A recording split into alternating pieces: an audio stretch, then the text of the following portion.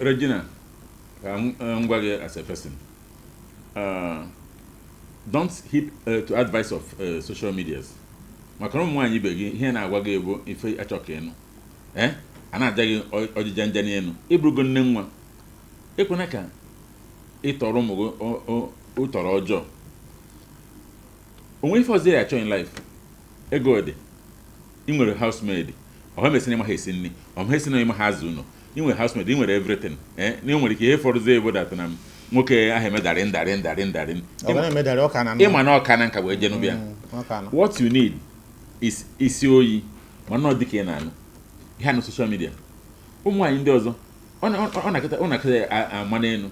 Nyapụta. Ọ pụta onye nwanne gị nwoke eweta ego oji na-eje obodo oyibo. Na ngwere ọkwara akwụ ụmụ nwoke ga-ewetakwa nkwara ndị anụkwa m na ngwere ndị kwuru na line. Na-asị emecha ha na divorce ka ha take over. Mana ụfọdụ ime divorce. Mana odogwu ka na-edebo. Mana by the way na ya ọbụ ha dị mma amụta nwa a divorce because no ụmụ gị oya ha enwe scan na their mind. Ụmụaka epekagasi. Ihe ọ bụla imekwu tite ụmụaka.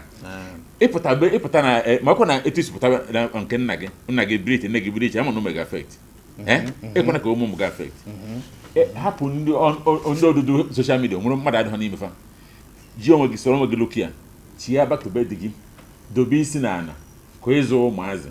And the emanata is younger, so you will inherit most things. And nwoke bicha ndụ ya. Ihe o yekenye gị ya abara gị na ụmụ gị. Ekwana ka edugide gị na dupụta gị na bedi. Aha gị na ezigbara ịnọ. Ụmụ nwaanyị biko genu ntị. Ụmụ agbọghọ.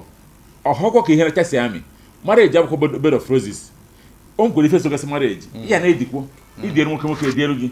A na-eji owu emekwa onye mbụ ejebe di. Imekwa onye gị nsogbu. Ihe ejikwo ma ekpere o.